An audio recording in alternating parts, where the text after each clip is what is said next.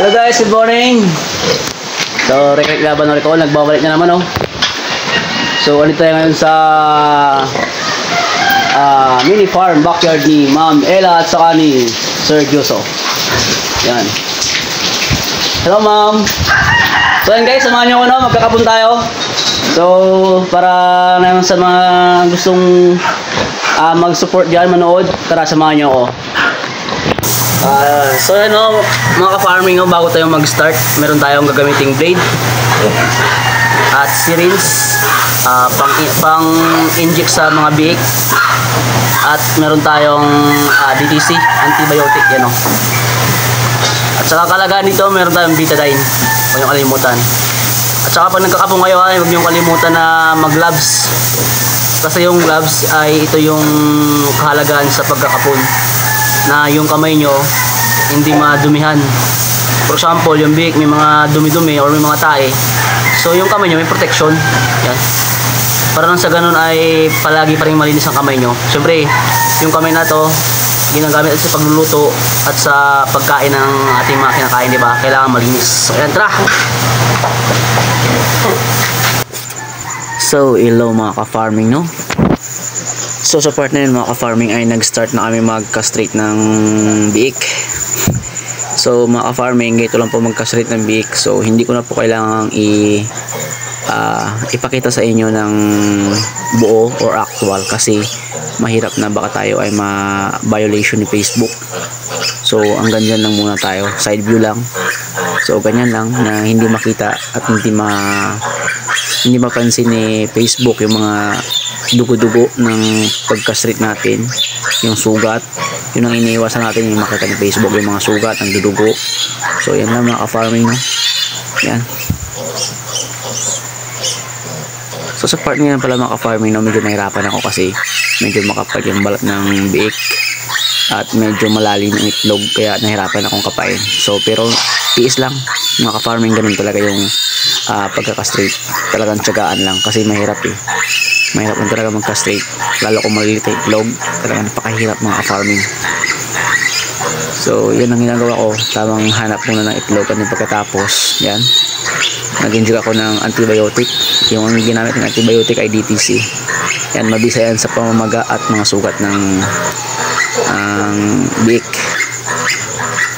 Yan, nag-apply din tayo ng betadine para nang sa ganun ay maipsan ng pagdurugo ng sugat ng biik. Yan. At nag-apply din tayo ng Combinix. Yung Combinix pala mga ka-farming, no, yan ay pang anti-langaw, para hindi siya langawin yung mga sugat na ating applyan ng Combinix. Yun ang kalagahan nun.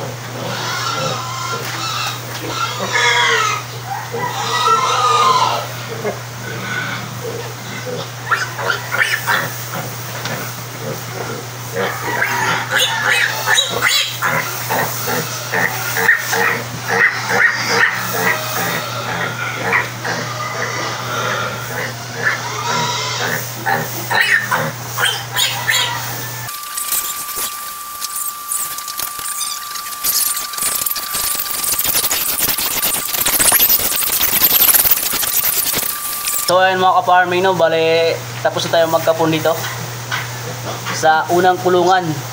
So next na naman tayo dun sa kabila. Yan. Tara, samahan nyo kami.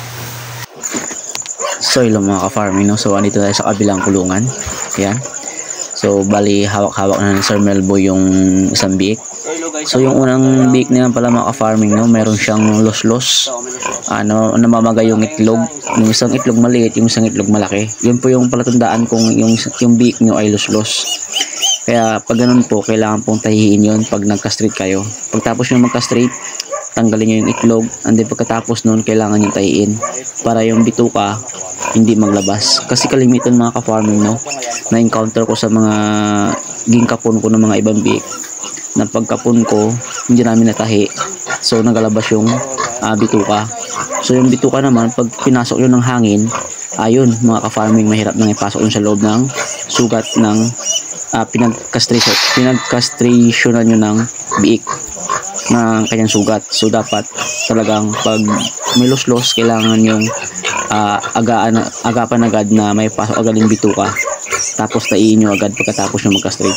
Para nang sa ganon, safe yung biik. Safe din yung inyong pagka-straight sa mga biik. So, yun lang mo mga farming, no?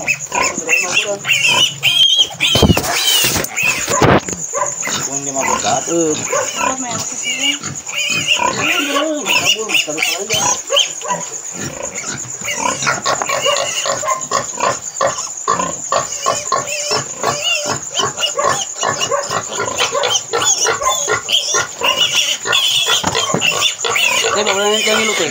Wala. Ha? Red. Gawin na to. 1 minute.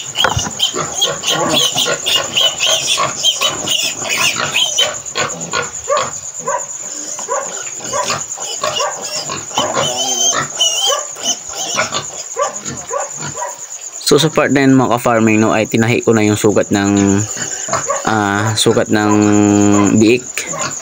So kasi nga sinabi ko kanina sa una kong sinabi na kapag los-los, malaki yung itlog. Kapag nagka-straight kayo nun, dapat yung pagkatapos nyo matanggal yung mga egg ball or itlog, so kailangan yung tahiin para sa ganon ay hindi lumabas yung bituka. Take note po, para po hindi lumabas yung bituka.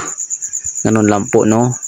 So sa mga gustong magkapon dyan ng kanilang mga sariling biik, ganito lang po yung gawin nyo. Kapag may los-los po, ang palatandaan yan ay malaki po yung isang itlog, yung isa po ay maliit. Yan. Pag kinapat nyo naman po yung kanyang malaking itlog, so may kasama po yun na parang hangin. Parang hangin siya baga pag kinakapat nyo. Talagang nagabukol talaga siya. So yan ang palatandaan kapag los-los yung biik natin. So kailangan nating pag nagka-straight, kailangan tahihin talaga. Yun lang po, kailangan yung tahihin. Para sa mga susto sumubok yan mga nagkapon, maka-encounter kayo ng ganong biik na namamagang itlog, so alam nyo nang gagawin. Ganito lang sa ginagawa ko ngayon.